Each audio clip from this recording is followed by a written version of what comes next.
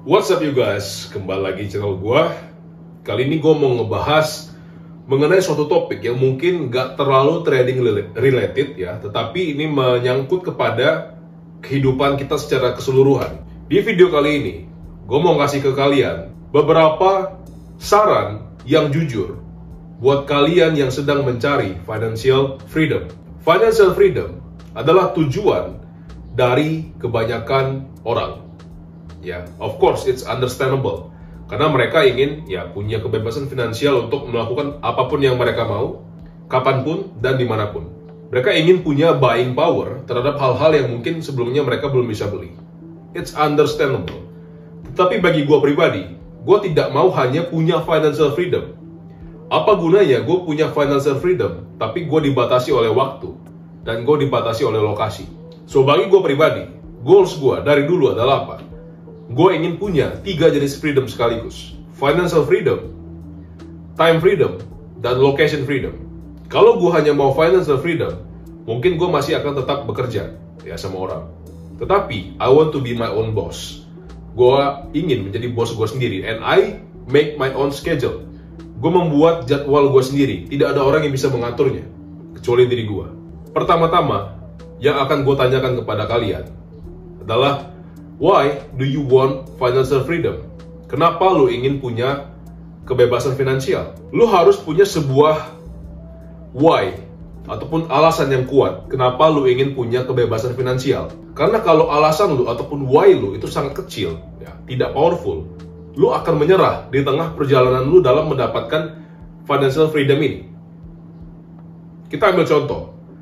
Why I want to be financially free? Karena gue ingin beli mobil bagus misalkan. Ini merupakan driver yang menurut gua tidak terlalu kuat. Kenapa?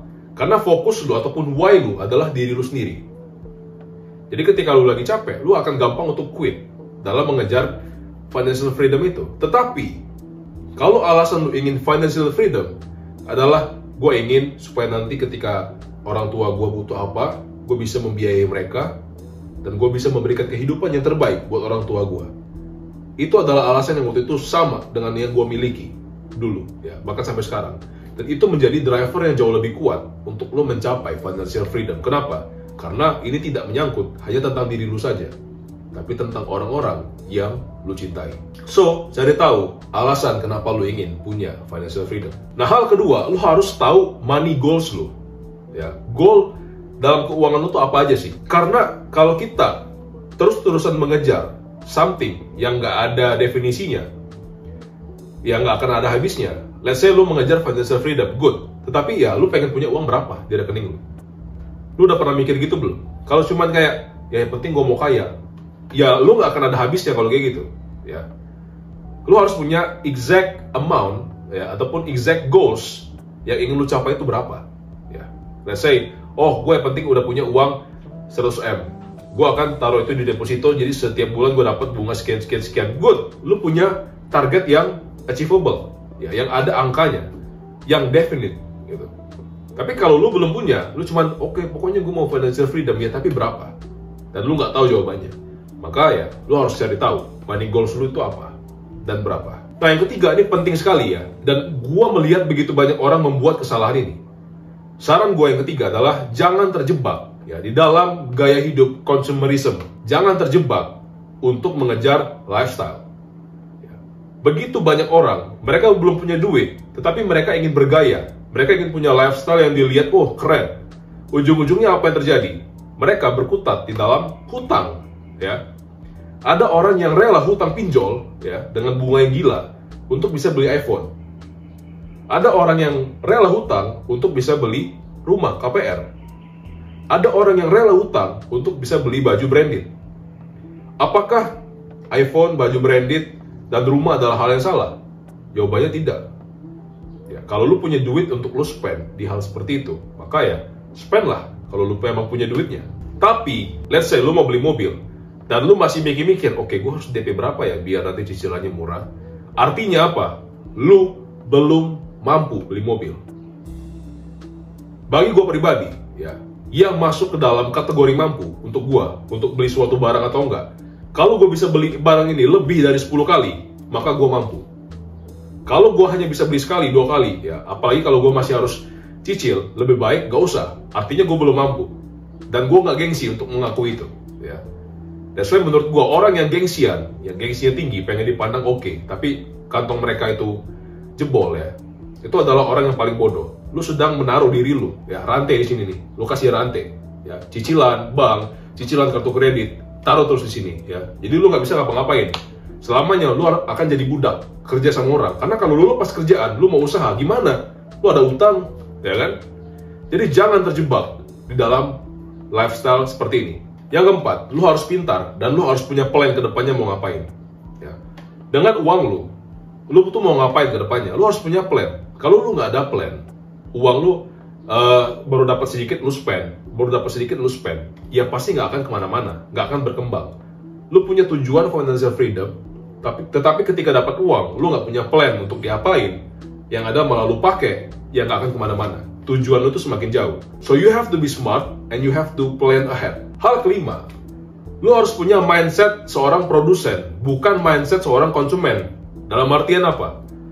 Cari tahu hal-hal apa aja yang bisa gue produce, value apa aja yang bisa gue produce, yang bisa gue kasih ke orang, sehingga orang tuh bisa membayar uang ke gue.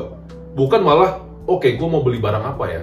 Oke, ini Starbucks enak nih, lagi ada kopi ini. Oke, gue beli. Oh, ini ada baju ini lagi keluar baru nih, promo nih, gue beli.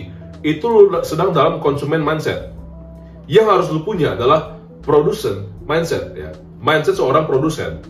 Oke, gue bisa bikin konten apa nih kira-kira ya untuk menarik attraction, sehingga nanti orang bisa join affiliate link gue misalkan.